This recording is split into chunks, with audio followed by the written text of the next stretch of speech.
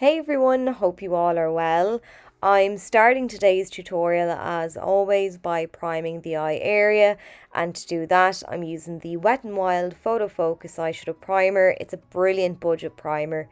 So I squeezed a little of this onto the back of my hand, dipped my brush into the product, and now I'm blending it anywhere that I'll be adding shadow. It'll make sure the shadows apply nice and smoothly onto the eyes, ensures they show up true to colour, and it prevents them from creasing or smudging throughout the day. Today I'm using the Wet n Wild Cosmic Collision palette. This has 10 shadows and you've got a range of shimmers and mattes. You've two larger transition shades as well, which is really clever. And the first shade I'm taking is the deeper of the two transition shades. It's an almost reddish brown with a matte finish to it.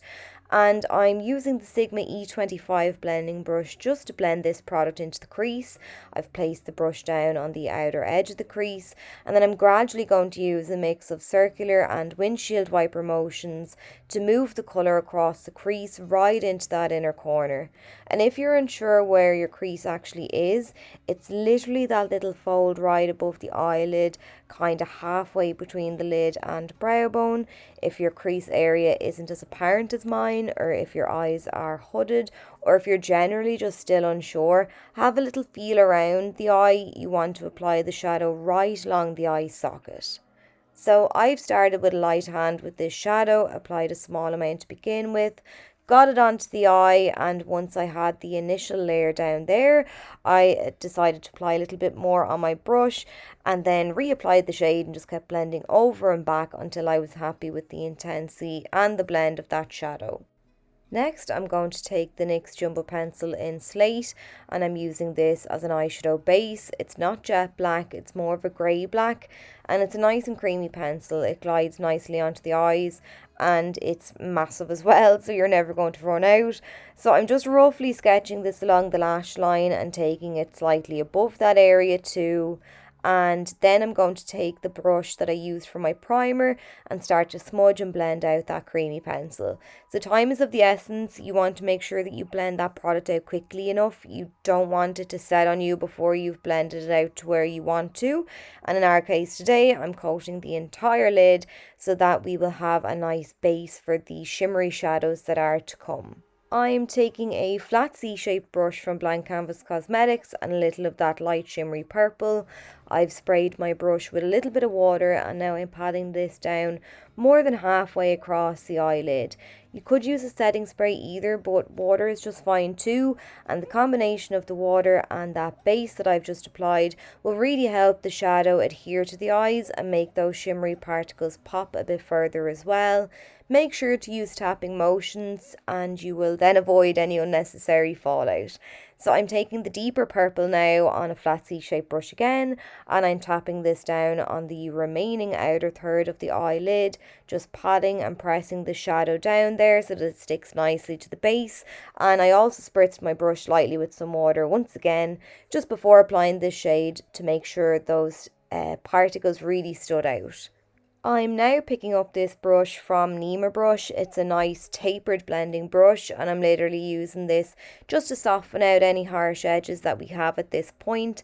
I want those shimmery shades now to blend in with the transition shade that we applied earlier, and the fact this brush is tapered to a point as well helps me really get nice and deep in that crease. So I've just placed the brush down on the edge of the purples. I'm sweeping over and back, making sure to really buff and blend the shadow out. And I like to wing it out on the outer corner just to give the eyes a nice bit of a lift. Now I'm going to take the matte black in the palette and I'm going to use this to add a bit of definition. I'm using a small C-shaped brush from Sedona Lace just to wriggle this into the lash bed on the outer portion of the eye, and then I'm bringing it up onto the lid slightly. So I'm patting and pressing this down, sweeping over and back and making a sort of wing shape like I would if I was applying some liquid or gel liner, but I'm using shadow today just to give me a nice, soft, smokier appearance. As you can see now, it really does add a nice bit of a lift to the eyes from the way that we smoked out the black. So next now I'm taking a bit more of the jumbo pencil in Slate. I'm running this down along the lower lash line. Again, I'm using this as a base, so the application at the moment, it doesn't have to be perfect because we're going to be fading it out. So once I've gotten the product down there, I've taken it about halfway across the eye, maybe a little bit more so, and I'm using a brush now just to smudge it the rest of the way across the lash line. So just smudging my brush over and back just to fade out that pencil. I'm then picking up an angled brush and I'm using this to apply a little bit more of the dark purple down along the lower lash line, and I'm taking this about halfway across the lash line. I love the shape of this brush. It just makes applying shadow down there really easy to do. It literally hugs the lash line. So I've just picked back up that brush that I used to smudge out the pencil, and I'm running this underneath the shadow just to fade out the edges and make sure that everything is nice and soft and smoky. Then I'm using another angled brush and a little bit of that light purple, and I'm patting this from the tear duct over to meet the darker purple. So I'm moving back to the jumbo pencil once again, and I'm using this to line the waterline. I'm placing the pencil into the waterline, running it back and forward, closing my eye around the pencil to coat the top and bottom waterline at the same time.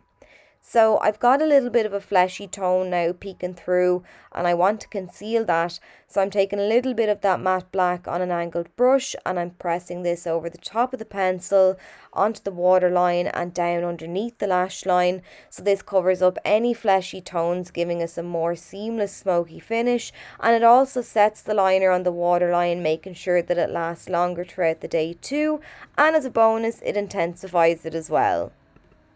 I'm adding a couple of finishing touches now. So I applied some of the eyelure lashes in the number 117, and now I've just taken the light shimmery shade that was on the top row to the left of the transition shade, and I'm applying this around the tear duct to add a nice little bit of sparkle and just tie everything all together.